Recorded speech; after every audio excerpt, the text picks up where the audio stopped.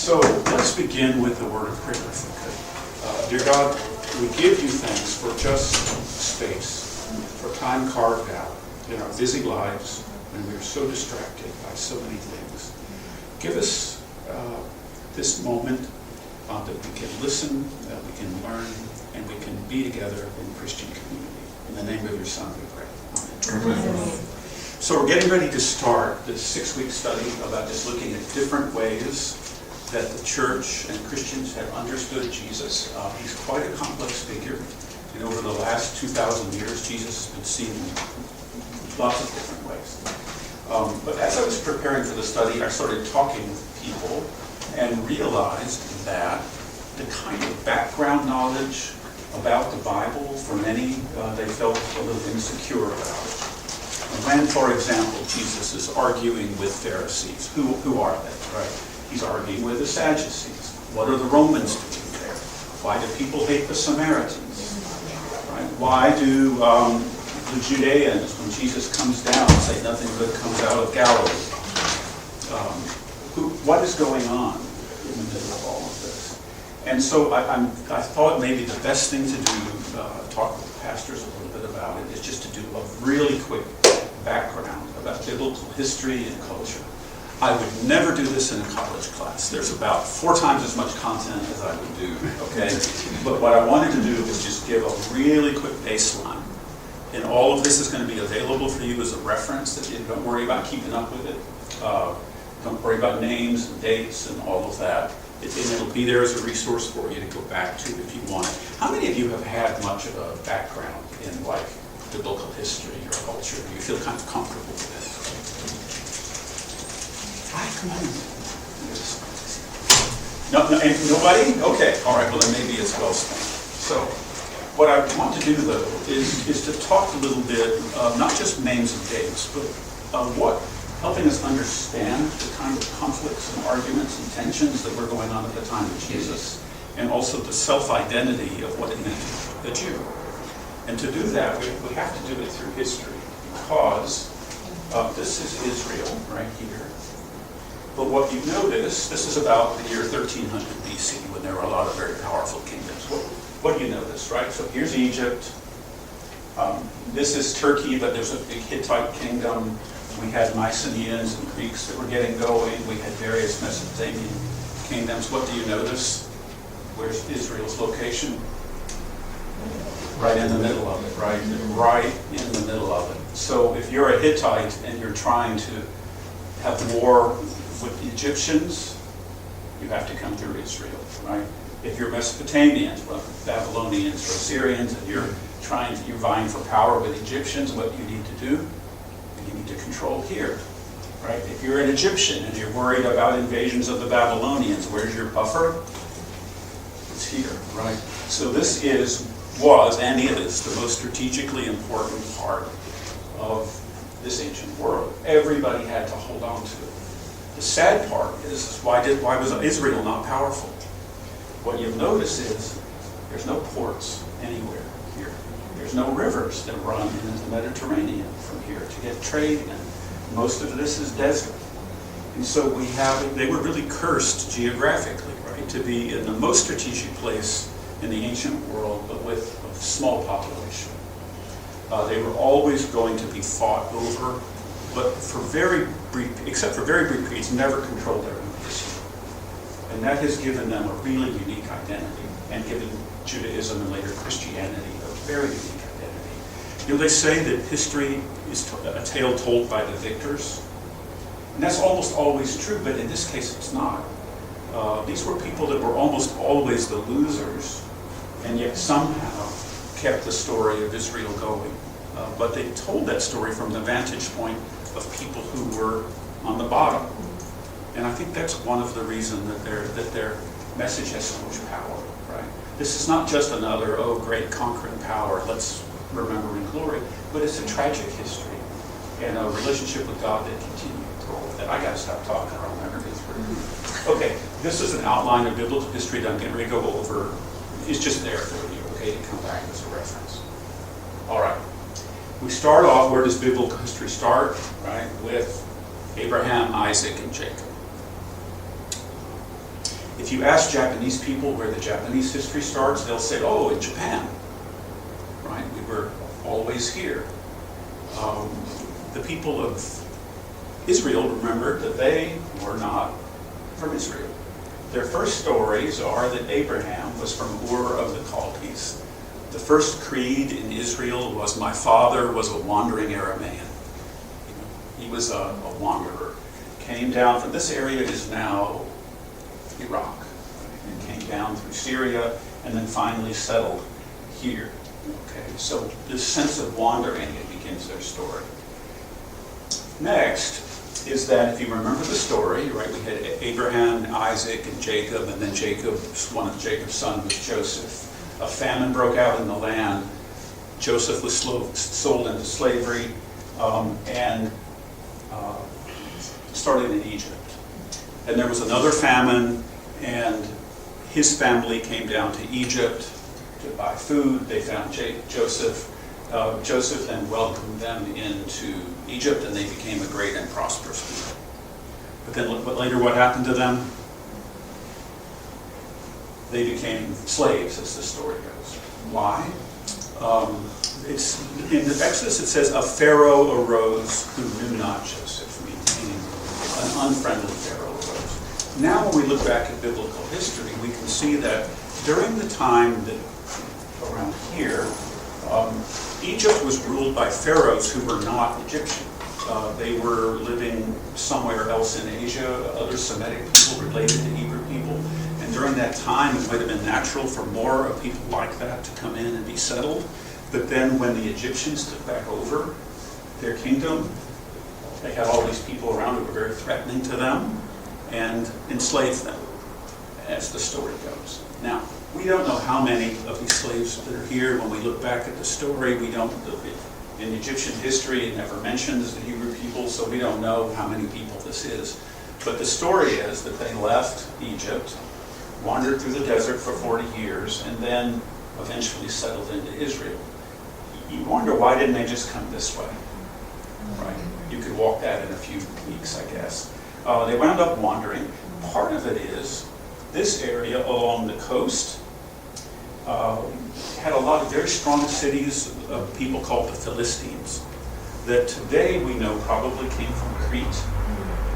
Very strong militarily, and they weren't ever going to be able to come in and conquer that, right? So they came in through the back door and moved up for actually a couple hundred years up in the mountains in little small villages, very poor, getting by, while the rich Philistines were the ones who really controlled the area.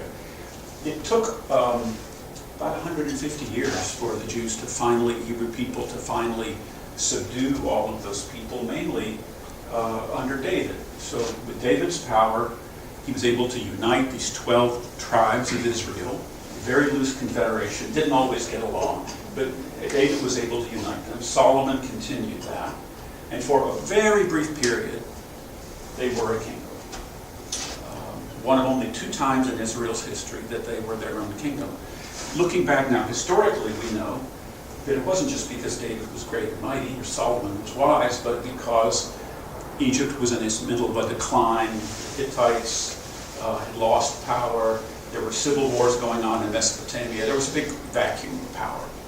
And David, and especially Solomon, was able to exploit that. Solomon got himself rich by the horse trade. Horses come from Anatolia. Horses are needed in Mesopotamia and Egypt. And by taking control of this area, they controlled the horse trade, oddly enough. And that lasted for a couple of generations. But what happened? After Solomon died, he could not hold it together. The tribes began to fight. And it split into 2 basic kingdoms. The southern kingdom of Judah were the tribes of Judah and Benjamin, basically. And this is where Jerusalem was. The northern kingdom was all the other tribes. Sometimes in the Bible it's called Israel, sometimes it's called Samaria. But they became independent from each other at that time. And because they were independent from each other, weaker. Okay. So this is it, if you read the books of 1 Kings, 1 Chronicles. This is, I'm going too fast, right? I know that. But I'll slow down a little bit when we get to Jesus. I'm just going to give him the backstory. All right, here's where things begin to get tragic again. The new power grew up in what is now Iraq, the Assyrians. They subdued the old kingdom of Babylonia and began to conquer the rest of this part of Asia. And they did that because they were incredibly brutal people. They developed new forms of warfare, but also did not mind terrorizing people. You know, that they would torture people in front of the gates in order to get cities to evacuate. And their method of consolidating the empire was the minute they took over a new territory, they would disperse the population, right? So we move into Jordan, we get all of the ruling families and we kill them right off the bat. Hopefully we torture them so everybody knows who's boss. And then we take everybody else, about 2/3 of them, and we scatter them around the empire, and we take people from everywhere else and we move them back in. And we try to erase any kind of cultural identity. Well, these were nasty people. And they managed to subdue the northern kingdom, Samaria. And after that, it just doesn't exist anymore as a Jewish people. They're culturally mixed, divided loyalties. After the Assyrians, it's just gone. That just left the little kingdom of Judah by itself. Hi, Pastor. Which managed to live on for a while, paying tribute to the Assyrians, but not becoming part of their empire. But then the old kingdom of Babylon reasserted itself, conquered Assyria, and then the Babylonians came in and had the same practice. They took Judah captive. They were not quite as brutal, but they took all of the elites, all of the scholars, all of the wealthy people, all of the royalty, and they were all moved to Babylon. Come on in.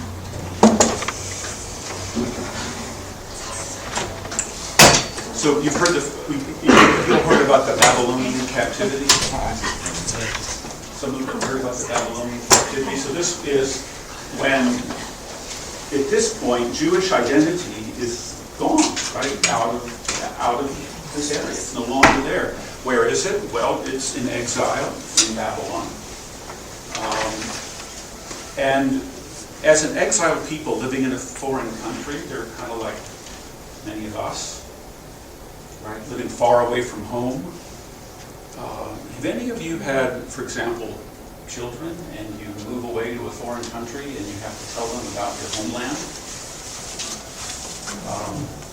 Maybe tell them family stories, you tell them about the location, you try to hang on to those memories. And so they began to write it down and make it real. And so most of what we know now as the Old Testament got collected together during this time of exile.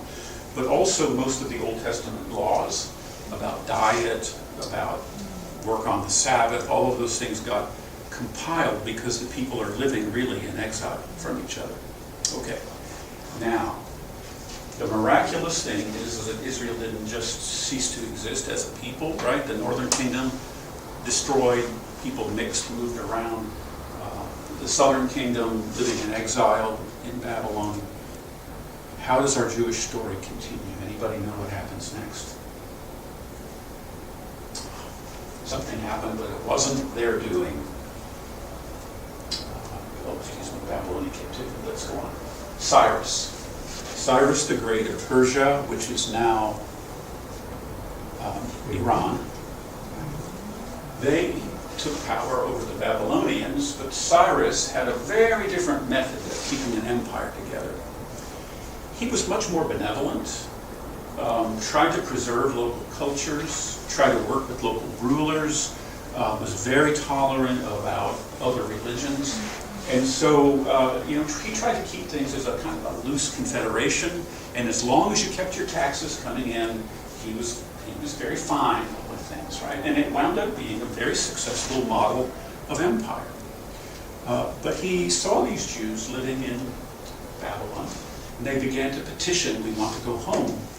And so he gave them a very large amount of money to rebuild the temple and rebuild the city walls around Jerusalem. And so after this period of captivity, this small group of Jews went back. They went back to Judah and they began to rebuild it. Most Jews stayed behind in Babylon. Right? If you're here a long time in a foreign country, you put down roots, you want to stay. Right? Most people stayed in Babylon. So at the time of Jesus, there were more Jews in Babylon than there were in Israel. Mostly they stayed there. But a group came back. Imagine what kind of person will go back and rebuild. Committed, right? But also isolated. A little pretty suspicious of outsiders. Protected. And so Israel, the group that went back, began to get really conservative. Laws of Nehemiah said if you're a Jewish man married to a non-Jew, you have to divorce. Put her away. Very strict regulations about food, washing, cleanliness, in order to create a wall, a buffer around this very committed group. And that's how the story continues. But was Persia the last king? So now we're going to get into some history that some of you know. Alexander the Great, right? Everybody knows Alexander. Wound up working his empire, defeated the Persians, had an empire that included Egypt and went all the way to India. Largest empire in the ancient world. Why is the New Testament written in Greek? Alexander, right? For the next 300 years, that became the language everybody spoke. Sort of the way at the moment maybe English is at the moment, right? You had your local language and then everybody spoke Greek in addition to that. So Greek is the international language during this time. Now, for the most part, Alexander himself was a pretty tolerant person about local religions, but he died and others took over. And the whole empire fell apart after Alexander and was set up into areas of influence. And the area of Israel came under the group called an Antiochus clan. Now things went along pretty well until about the year 175, when there came to power a prince whose name is Antiochus Epiphanes. Antiochus was his name. Anybody know what epiphany? An epiphany is? It's a manifestation of God. Right? So, if I change my name to David Epiphany, it's like, who am I? I'm God. So Antiochus saw himself as divine. There's Antiochus right here. Right? He wanted to be worshipped as a god. Is this going to go over well in Israel? No. Not too well, right? Because they have very strict monotheism, very strict laws about worshiping images. He also tried to force Hellenization, means get rid of old Jewish culture, make them conform to Greek culture. So stamp out dietary laws, stamp out circumcision. He went into the temple and took all of those sacred objects out and put in an image of himself. What he managed to do was start a rebellion, right? He did everything possible to provoke people into fighting back. And that's exactly what happened. So, the Maccabean family wound up coming to power, organizing a revolt, and overthrew the Greek overseers. For about 100 years, for the second time in history, the Jewish people had their own kingdom. 100 years they were under their own control. Now, what happened in around 40? Anybody know who came in? The Romans, right. So think about this, right? This is just a generation before Jesus. Israel had had a memory of being independent. So, but when Jesus comes in, these wounds are new, right? Jesus knew people alive who had been in an independent kingdom before the Romans came. So imagine the bitterness, right, as the Romans come in, that's there. Okay. Now, so here's the Roman period, mainly around the Mediterranean. The Romans were great in technology and they were marvelous at war. They were not so great in culture. And we wonder why did people stop speaking Greek and start speaking Latin? Greek was the cultured language. Greek was the language of philosophy and learning. And we speak Latin when we have to do business with them. We speak Latin when we have to talk to the engineers, but we would really just as soon not have anything to do with the Romans, if possible. Okay, so here's the beginning of the Roman period. All right. Rome ruled Israel through puppet kings, and these were the Herods. When you read the Bible stories, you hear about Herod being mentioned. There's actually three different Herods: Herod the Great, and then two successors named Herod. And so by the time of Jesus, we had three different rulers, right? Jesus grew up in Galilee. It was ruled over by Philip, the Tetrarch. This area over here, the Decapolis, around the Sea of Galilee, Jesus spent a lot of time here, is ruled by Herod Antipas. And then the area of Samaria and Judea by another Herod, right? Herod Archelaus. So you hear these Herods, and we always don't know which ones we're talking about. But the important thing is, Jesus is a Galilean. He's not in jurisdiction really part of Judah anymore. Right? So that's a different jurisdiction at that point. So these people are culturally related, but they don't share governance at this point. I'm going to get into a little bit more of that now. So at the time of Jesus, Israel is sort of broken into these three different areas. The area around Judea, very conservative. The temple is there, the priests are there, the Pharisee movement is there. They are still fighting this holding action against Roman culture. Strong sense of walls of protection built around them to preserve Jewish heritage. A lot of tension between the Jews in that area and the Romans around them, the new settlers, but also they weren't too keen on people living elsewhere in the land of Israel for a couple of reasons. Next, Samaria. Remember what happened to Samaria with the Assyrians? Right? 2/3 of the population dispersed, other people moved in. So Samaria was very culturally mixed at this point. Lots of different people from lots of different places.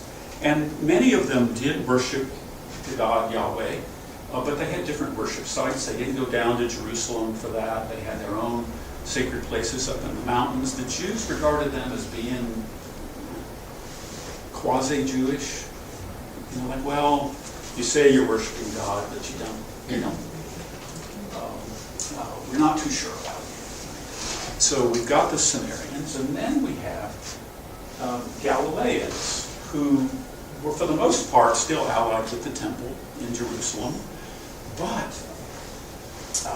kind of mixed people and a really interesting kind of place.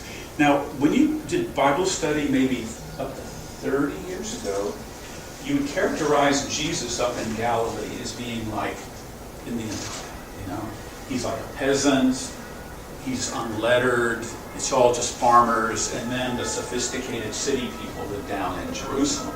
And you would have pictured this as a tension between country people and city people. That's not what we think anymore. The area of Judea was actually, Galilee was actually changing a lot. There were movements of new people coming in from elsewhere in the empire. So Roman soldiers would get an allotment of land after they retired, and the Romans would just take some land and say, okay, there it is for you. Other people were buying land and coming in. Why Galilee? Galilee is actually green. You can grow things, you can farm in Galilee. This is mostly desert. A lot of it had been unsettled, and so there were new cities that were being built along another plan. And so, what was Jesus' experience in Galilee? Meeting a lot of different kinds of people, new people coming in, probably a mixture of languages that was going on. We think now that Galilee probably was much more open and cosmopolitan in a way than Jerusalem was, which was really in a reactive kind of to, I'm going to go, I can't, just a sec. Can I ask just one question? Yeah. I get confused on this all the time.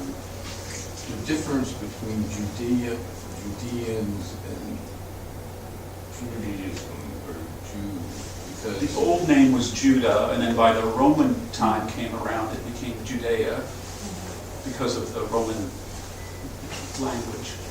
because Judean at some point became the source word for meaning Jew in general. Because this Before was... that time, I mean, Right. in some sense, Jesus wasn't a Judean. Right, no, he was not a Judean. And so I always get confused about, okay, was Jesus a Jew? You know, when did that shift take place? Yeah, I'll talk that in a minute, but this is the only,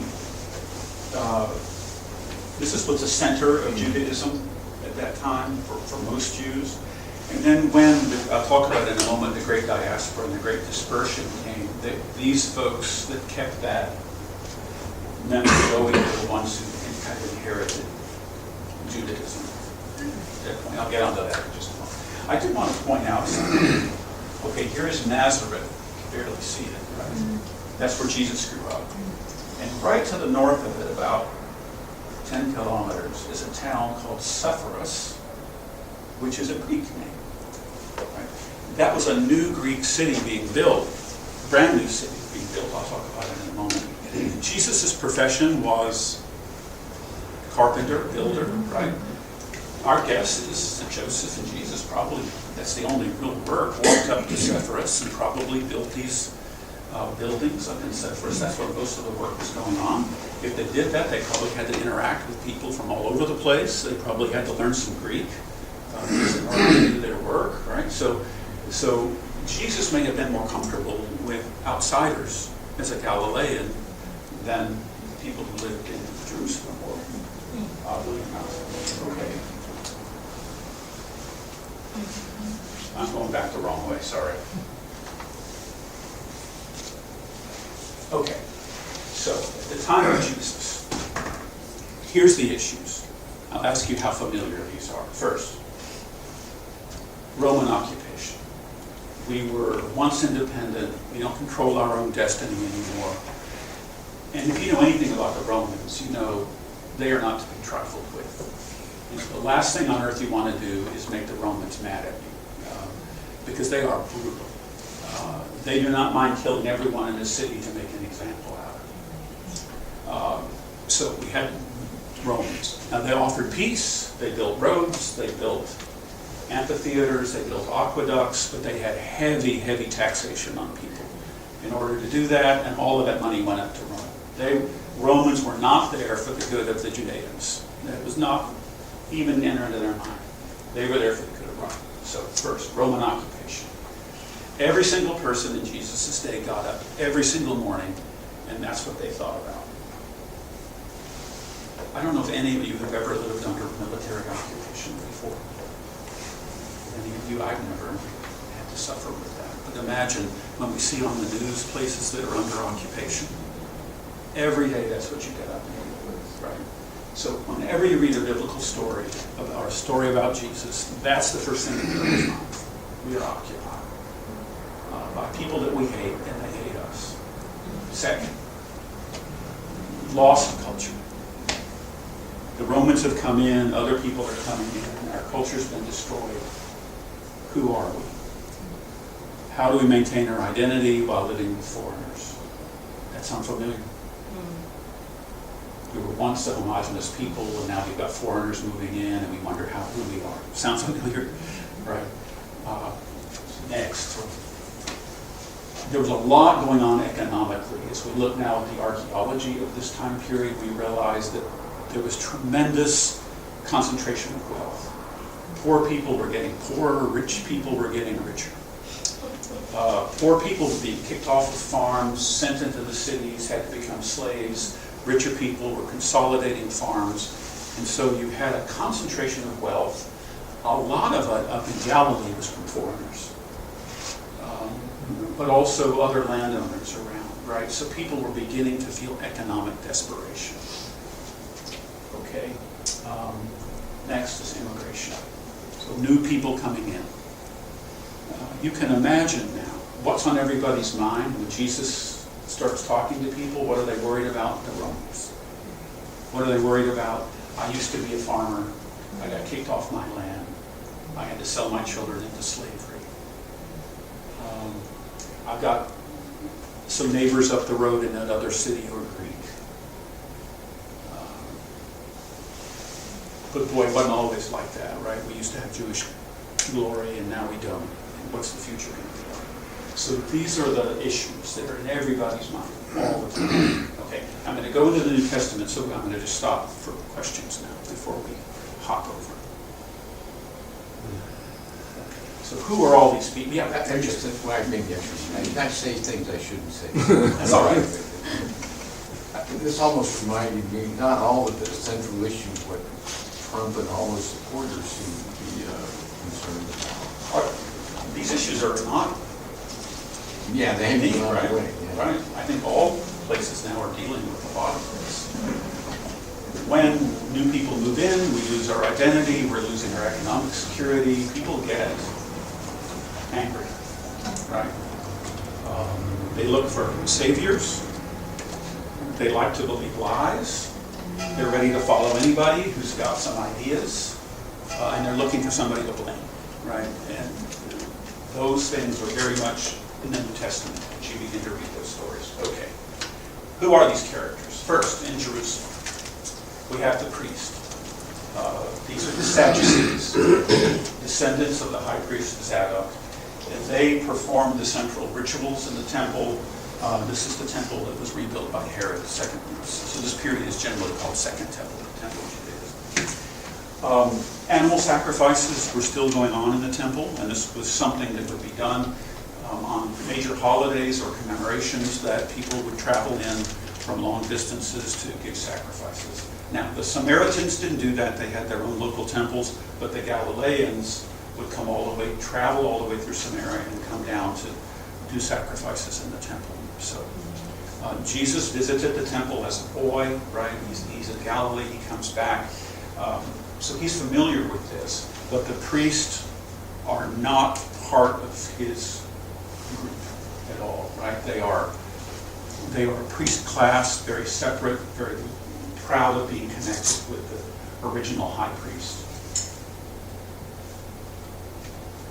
Next group, Pharisees. You've all heard stories about Pharisees. This is probably the most misunderstood group, I think, in the New Testament. Next week, I'm going to talk a lot about Pharisees. But in general, these are lay people. They're not priests. But they thought, how can we preserve Jewish identity? We can do that by living holy lives. And they voluntarily took on extra regulations for themselves that used to be only for priests, but they took them on themselves voluntarily. Very strict about diet, very strict about ritual cleanliness, very strict about marriage laws, very strict about finances. And the idea was so that every moment of every life is related to God's law, that there's no empty part of life. From the time I get up in the morning until the time I go to bed, I'm conforming my will to God. Really admirable people in lots of ways, right? Very serious people. They accepted some new innovations that came in the last few hundred years. Like before the Babylonian captivity, Jews didn't really talk about an afterlife much. They didn't talk about resurrection. These ideas came later, and the Pharisees accepted those.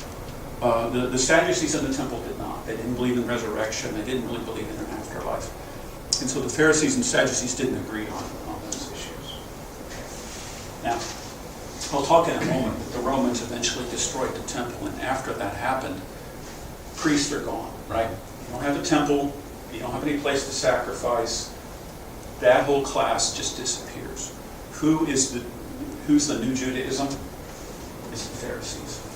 They're the ones who could be dispersed and go out around the world and open synagogues and teaching. And Judaism today traces itself back to the Pharisees. Now, next week we're going to talk a little bit about how Jesus was like a Pharisee and where he disagreed with them. That'll be next week. Okay. These are people we did not even know existed until the 1960s. There was a group who lived out at the Dead Sea. Have you heard of the Dead Sea Scrolls? Now, in the 1960s, late 50s, early 60s, some shepherd found in a cave a bunch of ancient manuscripts of the Bible that included some of the Pentateuch, some of Isaiah. Can you remember anything else? Deuteronomical. Yeah, some Deuteronomical stuff. So these are the oldest copies we have of the Old Testament. We're hidden there in a cave. And as the archaeologists began to do more work, they figured out that there was a whole big monastery out there in the Dead Sea that we have started to unearth. Well, what in the heck are they doing out there? If you've been up to the Dead Sea, nothing grows out there. It's a wasteland. Well, they were a very radical group who said, you know what, the Romans have taken over everything. They've made everything dirty. They've soiled everything. Judaism is completely unredeemable. We have to remember where the Jews came from after the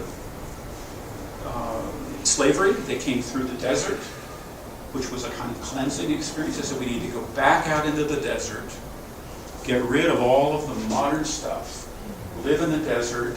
They wash themselves ritually several times a day. And the idea was we're going to have a new, purified Judaism. And when you're pure enough, God is going to come in with some angels with flaming swords and lead us to go fight the Romans. So this group of highly motivated people living out in the desert. Now, they actually did go fight the Romans. We'll talk about that a little bit later. Unfortunately, the angels of the Lord did not show up, and they were all of them slaughtered by the Romans. So they were completely on the wrong foot there, right? But we have a group living out in the desert, baptizing. It sound familiar? Anybody in the Bible? John the Baptist, right? So we wonder, was there a larger movement of people going out into the desert to be cleansed? You know, if you cross the Jordan and come back, you're recapitulating how the slaves came out into the wasteland and came back. So it's like a rebirth, right? Was John at Qumran? Maybe, maybe not. Were there a larger movement of people out there like that? Jesus himself, if you remember, goes out to be baptized by John, and the story of Jesus begins in Mark with Jesus going out into the desert, right?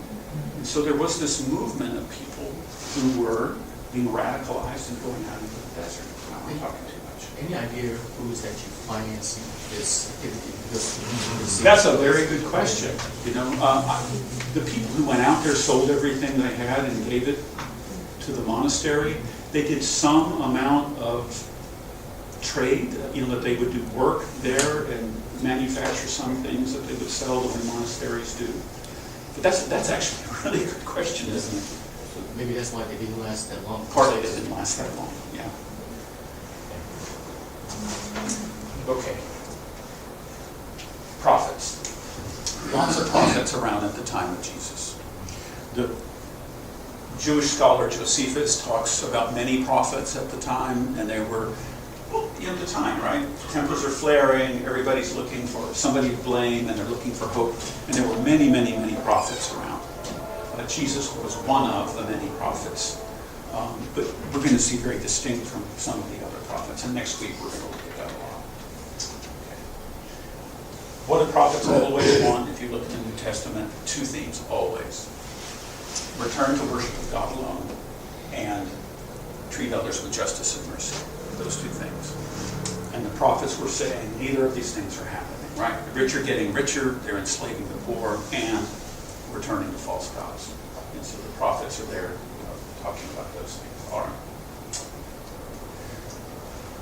About the time of Jesus, there came to be this hope for what was called the Jubilee year. If you look at Leviticus 25 and Deuteronomy 15, In Leviticus, it says every 7 years, everybody in Israel is to forgive all debts. All slaves get free, and you have to let the soil rest. So it resets the clock every 7 years, right? You could be a servant for a maximum of 7 years, but then you're let go. All the debts get canceled. Would you all like to live in a place that every 7 years all the debts are canceled and you get to start over? Marvelous, right? If that happened. We don't know if Israel ever did this, but that was in the law. And then every 50 years, and this came out, a Sabbath of Sabbaths was in Deuteronomy, all lands got returned back to the family. So you could lease land from your neighbor, but you could not take the land away from the family. Now, these were not practiced for hundreds of years, but the prophets began to say, when the Jubilee, when the angels come, they're going to help restore this renewal of Israel, which will be slaves will be set free, debts will be canceled, lands will come back. We will all reset the wheels of justice. Okay. A lot of things Jesus talked about were economic in nature, and we will get to some of that. Okay. So these are the Jews. We also have a group of people that we would call cosmopolitans. These are the international folks. Of course, the Romans, right? We've already talked about the Romans. Herod, right? And the Herodians. These are the people allied with the state, getting handouts, getting money from the state. If you're an average Jew keeping a shop, what do you think about Herod and the Herodians? Do you think?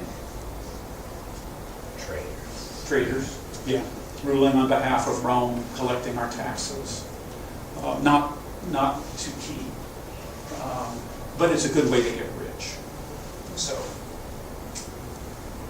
new settlers. So this, I talked about Sepphoris. This is actually a reconstruction of the amphitheater built in Sepphoris. I didn't need to go in it. This is the new, again, I said probably Jesus may have worked on this. Built around the time of Jesus. Okay. All of this came to a head in the year 66. Everybody hated the Romans. You had prophets that were proclaiming that God's justice would come. You had the Essenes out in the desert who talked about angels. And it all came to a head at the year 66. There were growing divisions. Usually these things happen because somebody oversteps power, and Antiochus overstepped the power. What did the Romans do? They wanted to confiscate the treasury out of the temple. That set off a riot, which led to a war. The war went on unexpectedly long. The Jews wound up fighting much more ably and capably than the Romans had expected. But as the war went on, the Romans became angrier and angrier and angrier. And finally, when they subdued the last remnants, anybody know? The fortress at Megiddo was where that finally happened. Megiddo is known in the New Testament as Armageddon in the book of Revelation. Last battle there. So in the year 70, now what happened? Excuse me. About year 70. So what happened? The Romans had had enough. They decided that the Jews were just not to be trusted, they were troublesome, they were meddlesome, and so they did the same thing the Assyrians did before, which was they scattered them. Anybody Jewish was killed or driven out of the land of Judah. They had to just pick up and go wherever they were going to go. They tore down the temple, they tore down the walls of the city, they salted the earth so that nothing could be grown. Right? Romans were people you didn't mess with. Right? They wanted to make an example of them. Now, up until this time, Christians had thought of themselves as being Jewish.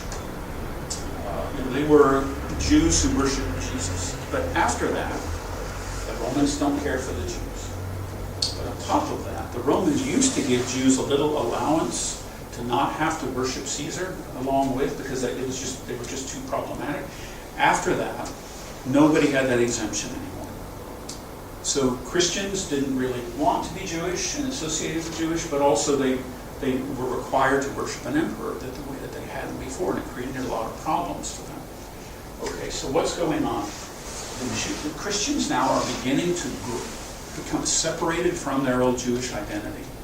More and more Christians come from the Gentile lands. The first generation is dying out. So what do we need to do? We need to preserve the memories. So the Gospels are now all written. Maybe to people who've never been to Israel, because you can't go to Israel anymore, and we need to preserve those memories and those places, and so we begin to write it down. So we have Mark, Matthew, John, all written around this time period. Now, a remnant of Jews got together and they led another revolt in the year 135, and that was just the end of it. At that point, Jewish presence was just over. Okay. So here's the place that Christians... Yeah. In that prior time frame, was that also post-70, when many synagogues started? Anyway, between... Yeah, because if you're from Judea and you're dispersed, maybe you go to Antioch, and several hundred of your friends go with you up to Antioch, and then you build a synagogue up in Antioch, for example. Or you'll go over to Galatia. I was thinking about Jewish synagogue ejecting Christian Jews. Yes, it was going both ways, right? Christians were distancing themselves from Judaism because of the Roman persecution, and Jews are in a survival mentality, right? We have to preserve our identity, and we do that by making the walls really thick. And this new group of Christians, who we always had a lot of suspicions about, better just to get rid of them and keep the synagogue pure.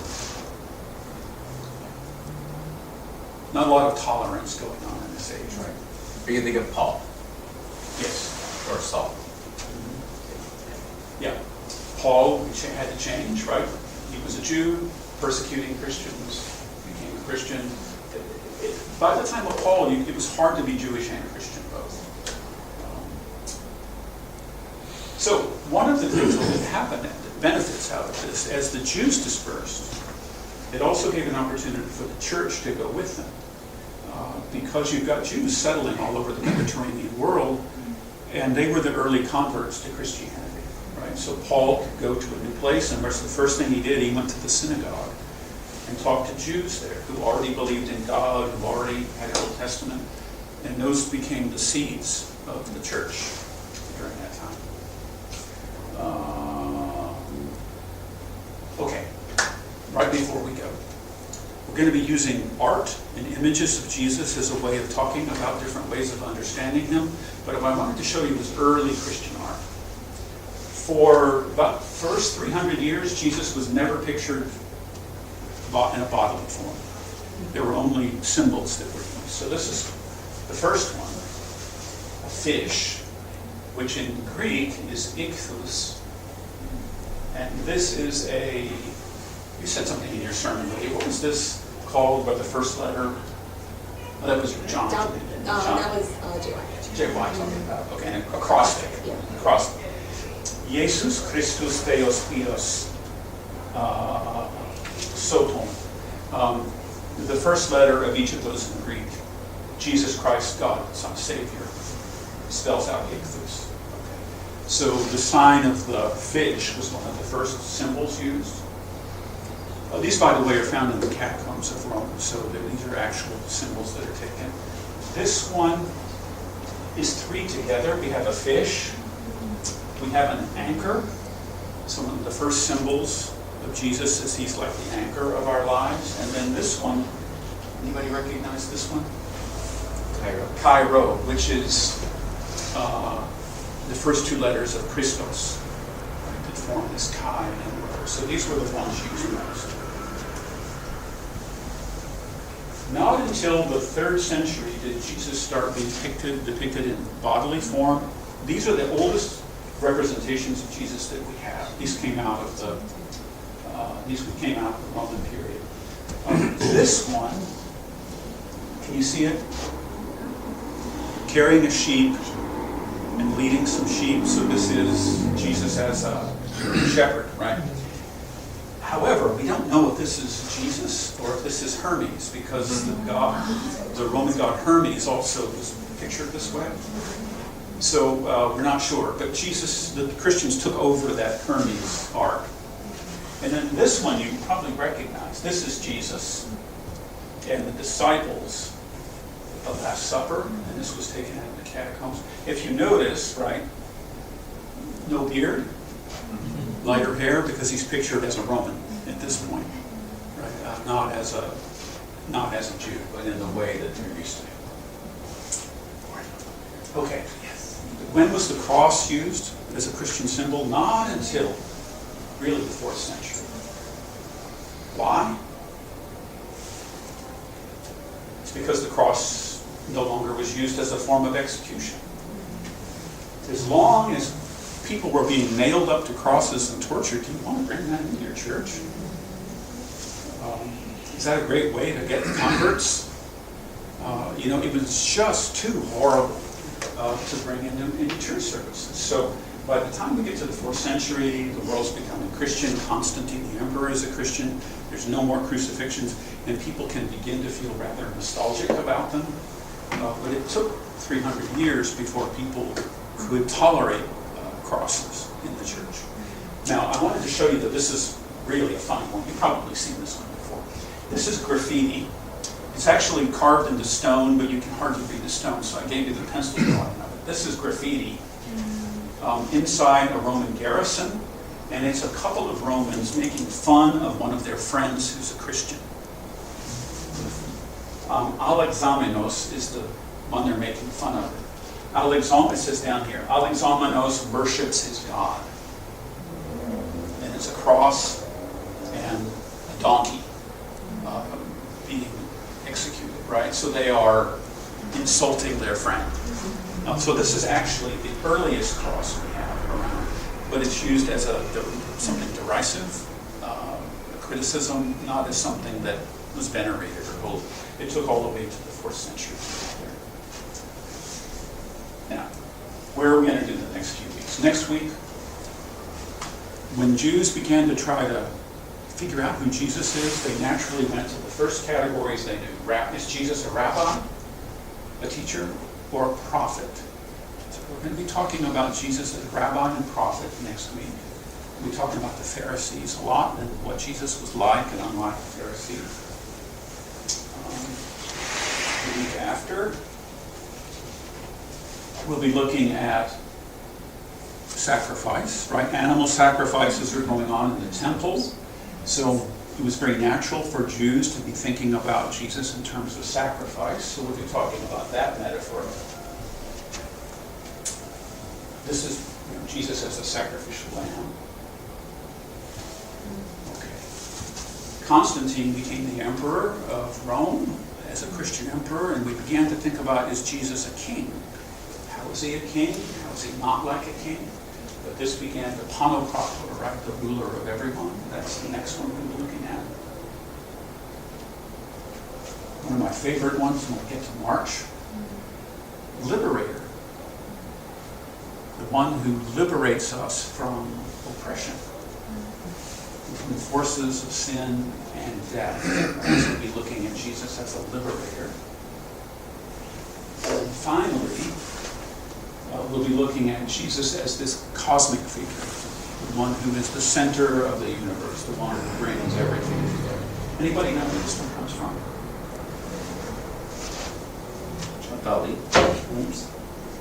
This is from an altar in Colmar in Alsace, a famous altarpiece. And I'll be showing you some different parts of the altarpiece as we go on talking about Jesus, because it's a really marvelous. Grunewald, Max Grunewald is the one who did the painting of this one. Okay, so that's where we're going to head. Whoa.